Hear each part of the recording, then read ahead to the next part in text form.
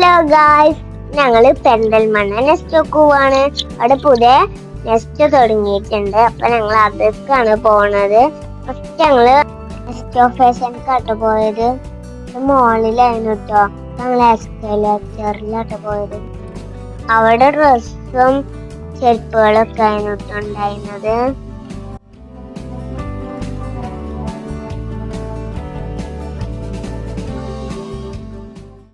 പിന്നെ ഞാൻ സ്കൂളിലേക്കുള്ള കുറച്ച് സാധനങ്ങൾ നോക്കി. കളറും പെൻസിലൊക്കെ സ്കൂൾക്ക് വേണ്ടതുകൊണ്ട് ഞാൻ അത് വാങ്ങി. അപ്സരന്റെ പെൻസിലാട്ടോ ഞാൻ വാങ്ങിയത്. പിന്നെ ഞാൻ പൗച്ചുകളാണ് നോക്കിയത്.